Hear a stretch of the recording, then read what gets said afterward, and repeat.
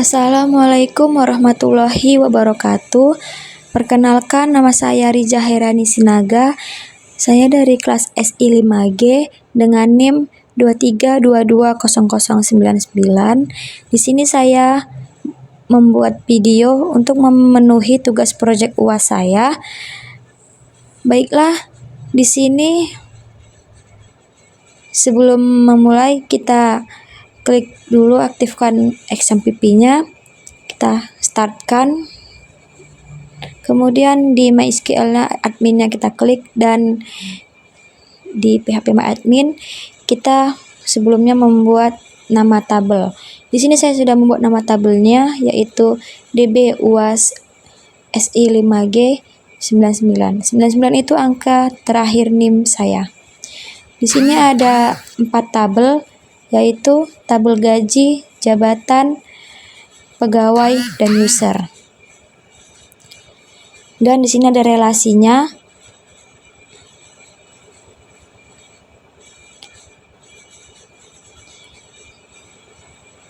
Sebentar. Tabel gaji direlasikan ke pegawai, dan tabel pegawai direlasikan ke jabatan. Kemudian di sini ada tabel gaji, yaitu ada kolomnya itu ada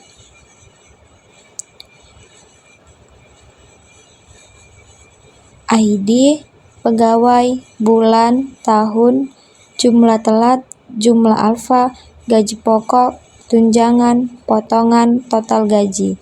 Dan di sini ada tabel jabatan.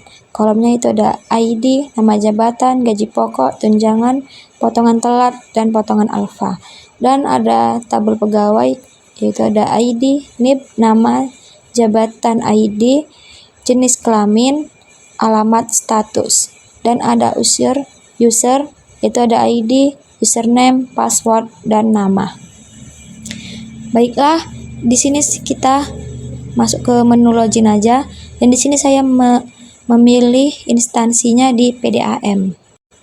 Kemudian ini kita masukkan username-nya, yaitu admin,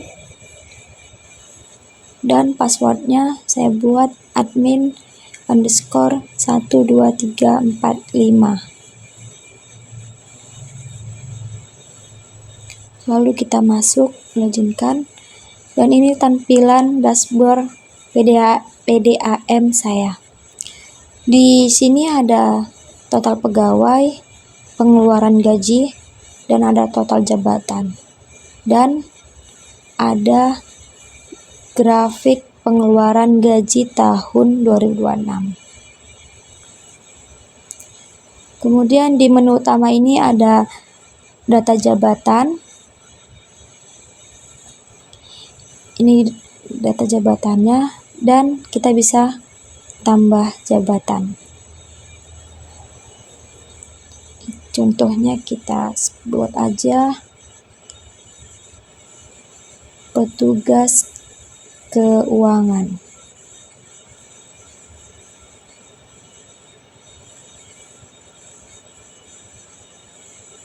Kita simpan, dan dia sudah masuk ke dalam data jabatan, daftar jabatannya. Kemudian di sini bisa kita edit, dan juga bisa kita hapus. Kalau contoh kita hapus, ada notif yakin ingin menghapus, kita okekan saja. Dan untuk kode data jabatannya dia ada di sini. Kita cari dulu app-nya, app-nya. Kemudian kita klik app-nya. Kemudian kita klik view, dan di sini ada jabatan. Kita klik. Kemudian ada di indeks PHP-nya. Nah, data jabatan tadi dia dapat dari database yang sebelumnya sudah kita buat. Dan lalu di sini juga ada menu data pegawai. Kita klik. Data pegawai ini ada nama-nama pegawainya dan jabatannya. Di sini kita tambahkan pegawainya. Kita masukkan NIP. Lalu kita buat nama pegawai.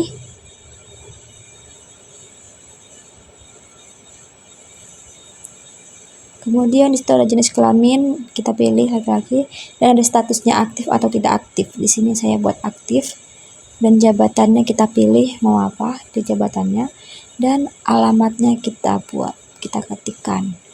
Lalu kita simpan datanya tadi, dan dia sudah masuk ke dalam daftar pegawainya. Dan bisa juga diedit, lalu diupdate, atau bisa juga dihapus. Lalu di sini ada menu data gaji. Ini dianya data gajinya, daftar gajinya, dan kita coba tambah gaji. Kita pilih pegawainya. Lalu kita pilih bulan dan tahunnya. Dan kita ketikkan di sini gaji pokoknya berapa.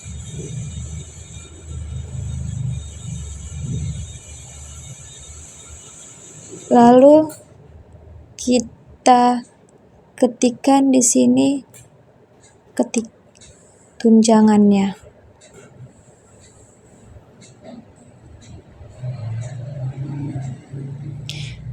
Dan kita juga bisa di sini ada jumlah telat juga. Jumlah telat kita pilih, misalnya dia jumlah telatnya 1 dan jumlah alfanya misalnya 1. Dan kemudian kita simpan. Nah, ini dia data gajinya. Sudah masuk ke daftar gajinya kan. Kemudian kita contohkan lagi untuk si pegawai yang lainnya. Misalnya ini kita buat aja di bulan Februari dan tahunnya 2026. Gaji pokoknya kita ketik lagi.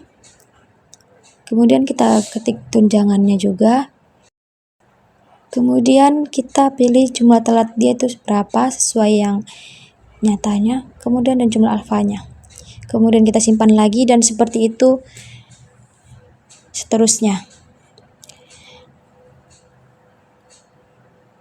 Kemudian di sini ada laporan.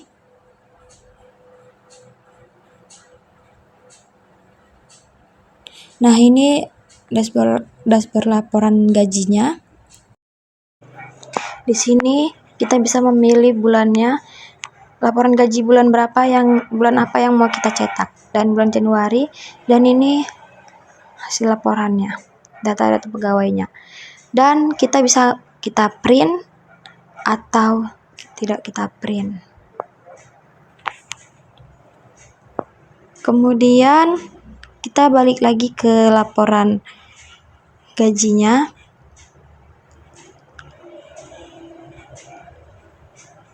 Dan di sini bisa diekspor ke PDF atau langsung dicetak saja. Masing-masing pegawai bisa dicetak laporan gajinya ya. Kemudian kita coba cetak slipnya setiap pegawainya. Dan ini slip gajinya. Bisa kita print atau tidak juga. Kemudian kita kembali lagi ke laporan gajinya. Nah, di sini ada profil. Di sini kita bisa mengganti passwordnya jika ingin diganti. Kalau tidak ya sudah tidak usah. Dan kita logout kan. Dan di sini ada notif pilih logout di bawah jika Anda siap untuk di logout kan. Dan kita klik logout. Dan sekian tugas project video saya yang bisa saya kerjakan, dan lebih dan kurangnya saya mohon maaf. Saya sudahi dengan wabillahi taufik wal hidayah. Assalamualaikum warahmatullahi wabarakatuh.